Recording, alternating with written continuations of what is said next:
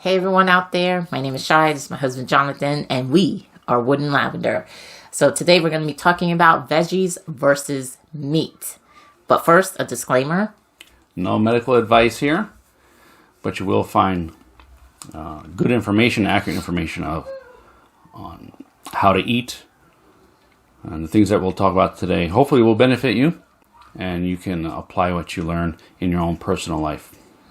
So what are the advantages of each? We know that veggies, they contain the vitamins, the minerals, and the antioxidants. And we know that meat has maybe protein, calories, starch, and carbs. So the angle we're going to take today is, what does the design of our bodies teach us about what we're meant to eat? Let's talk about the teeth. Let's start with the teeth. So the teeth, if you look at humans' teeth, they are flat. You have many of them, a few dozen, straight in the front. And it's basically the entire jaw is full of teeth, which is designed to chomp food repetitively, namely vegetables, which require not a lot of chewing, but proper chewing before you can even swallow it. I mean, obviously, you couldn't swallow a leaf of lettuce or something like that without chewing it first. But you could swallow a small piece of meat, without chewing it. So that's one aspect. And then if you look at the teeth of carnivores, creatures that we know are designed to eat meat and can only eat that, you find that their teeth are very different, right? They have large fangs in the front, two large front teeth, very sharp, maybe a few more. Sometimes there's even gaps. If you look at a wolf, they might even have gaps between their teeth, and they have a few molars or incisors, whatever it is, but not many teeth, not as many as a human does, and they're much sharper and designed specifically to tear into meat, rip it apart, shred it, and then swallow it. So there's point number one. Our teeth teach us that we are herbivores, that we're designed to eat vegetables and fruit, things that are easy to chew. So what about the intestinal tract? What does that teach us about what we are meant to eat?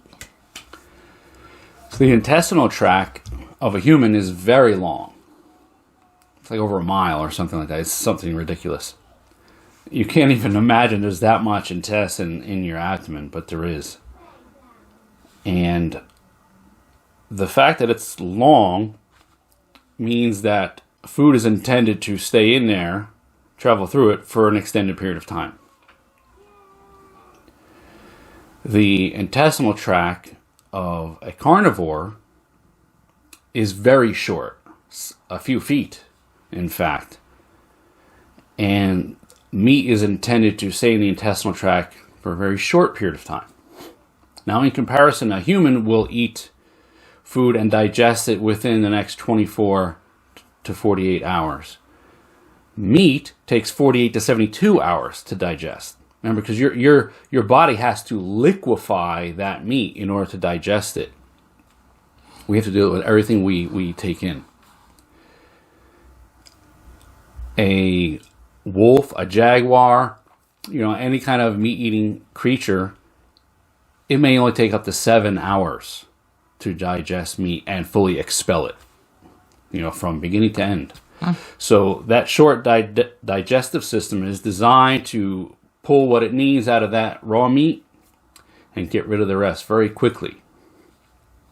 When a human ingests meat, we have to chew it a whole lot. Remember your mother telling you to chew your food really good? I remember. That was why. It's because you're eating a T-bone. It requires a lot of chewing when you don't have those sharp teeth.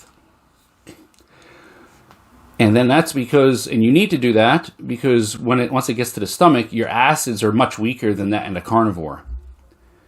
So the stomach also is not designed to really digest meat as well and as efficiently as a carnivore. as it passes into the intestines, it stays there in that long tract for several days. And what happens is it is allowed to putrefy inside your body. Basically, meat is rotting inside you, decaying. And it's decaying faster than you can digest it.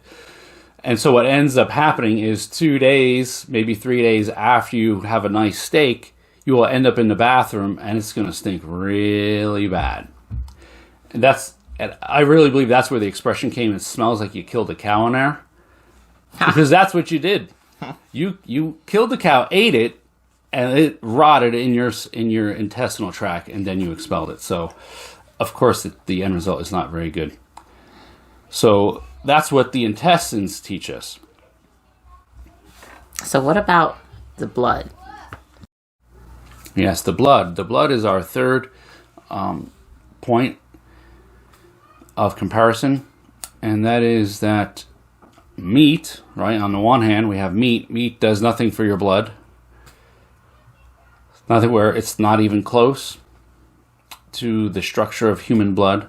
But yet, chlorophyll, which is the lifeblood of a plant, of a vegetable, is almost identical to, genetically speaking and molecularly speaking, to human blood.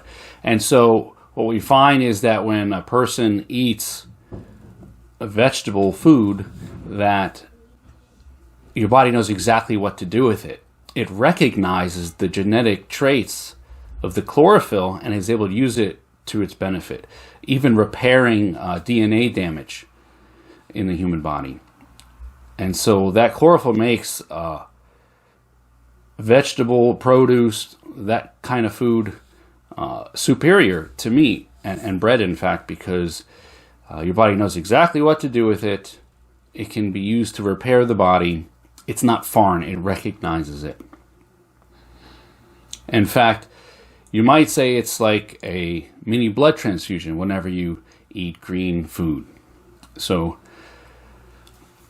to recap, we got the teeth, the intestinal tract, including the stomach, and we have the relationship between human blood and chlorophyll that all show us the difference between being a herbivore and a carnivore, and the way that we are really meant to eat to get the most out of life, the most out of our bodies.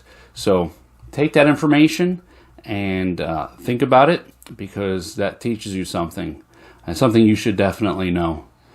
So that's it for today. We appreciate you guys tuning in, and we'll see you next time.